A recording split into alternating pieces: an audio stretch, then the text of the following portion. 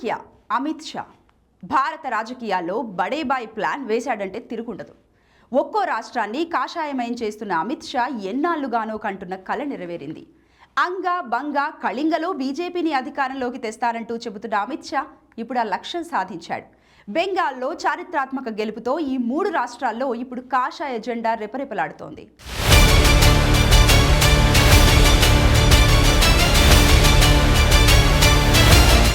అంగా మహాభారతంలో కర్ణుడికి ఇచ్చిన రాజ్యం, మౌర్య సామ్రాజ్యానికి మూలం, అంటే ప్రస్తుత బీహార్.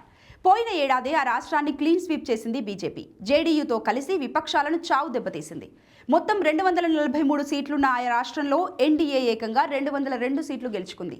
101 చోట్ల పోటీ చేసిన బీజేపీ 89 చోట్ల గెలుపొంది అతిపెద్ద పార్టీగా నిలిచింది.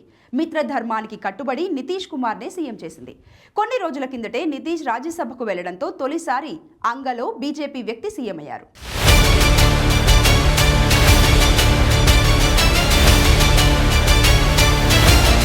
ఇక బంగా అంటే గంగా బెల్ట్. దీనికి ఎంతో చారిత్రాత్మక నేపథ్యం ఉంది.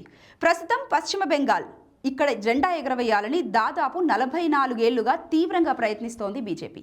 మొదట కమ్యూనిస్టులు, ఆ తర్వాత దీదీ మమతకు కంచుకోటగా ఉన్న వెస్ట్ బెంగాల్లో బీజేపీ ఎంట్రీ అంత ఈజీగా జరగలేదు. 1982 అసెంబ్లీ ఎన్నికల్లో 52 చోట్ల, 1984లో 9 చోట్ల పోటీ చేసినా డిపాజిట్లు రాలేదు. ఆ తర్వాత వరుస ఎన్నికల్లో పోటీ చేసినా నిరాశ తప్పలేదు. 1998లో తొలిసారి ఓ ఎంపీ గెలిచి పశ్చిమ బెంగాల్లో అడుగుపెట్టింది బీజేపీ. ఆ తర్వాత 1999 ఎన్నికల్లో 2 ఎంపీ సీట్లను గెలుచుకోగలిగింది. ఆ ఊపుతో 2001 అసెంబ్లీ ఎన్నికల్లో పోటీ చేసిన బీజేపీ మళ్లీ అట్టర్ ఫ్లాప్ అయింది. ఇక బెంగాల్ అందని ద్రాక్షేనా అనుకుంటున్న టైంలో ఎంటర్ అయ్యాడు అమిత్ షా. మెల్లమెల్లగా బెంగాల్లో ఒక్కో వర్గాన్ని బీజేపీ వైపు తిప్పుకుంటూ వచ్చాడు. ఫలితంగా 2016 ఎన్నికల్లో తొలిసారి 3 సీట్లు గెలుపొందగలిగింది కాషాయ పార్టీ. ఆ తర్వాత మమతకు గట్టి పోటీ ఇచ్చి 77 సీట్లు గెలిచి ప్రతిపక్షంగా అవతరించింది. ఇక తాజా ఎన్నికల్లో 2/3 మెజారిటీ సాధించి సగర్వంగా అధికారంలోకి వచ్చింది.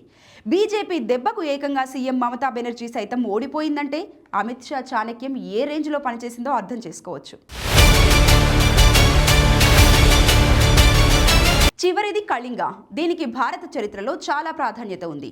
అశోకుడు కళింగ యుద్ధంలో జరిగిన రక్తపాతం చూసే యుద్ధాలు చేయనని శాంతి మార్గం పట్టాడు. ప్రస్తుతం ఈ కళింగ ప్రాంతమంతా ఒడిశాలో ఉంది. ఒకప్పుడు బీజేపీ జాడే లేని ఈ రాష్ట్రంలోనూ కాషాయ జెండా రెపరెపలాడింది. అజాత శత్రువుగా ముద్రపడ్డ నవీన్ పట్నాయక్ 24 ఏళ్ల పాలనను బద్దలు కొట్టి బీజేపీ విజయ ఢంకా మోగించింది.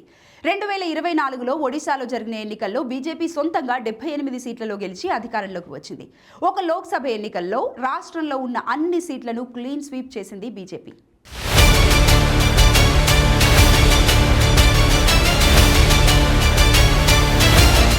మొత్తంగా బీజేపీకి ఈ విజయాల వెనుక ఎంతో కష్టం ఉంది. అమిత్ షా చాణక్యం, ప్రధాని మోడీ చరిష్మాతో పాటు పక్కడ్బందీగా పనిచేసిన పార్టీ యంత్రాంగం కృషి ఉంది. అంగా బంగా కళింగను గెలిచిన బీజేపీ ఇక ఇప్పటి వరకు కొరకరాని కొయ్యలుగా మారిన ఇతర రాష్ట్రాలపైన దృష్టి పెట్టే అవకాశం ఉంది. ఇప్పటికే ఆపరేషన్ పంజాబ్ను ప్రారంభించింది బీజేపీ.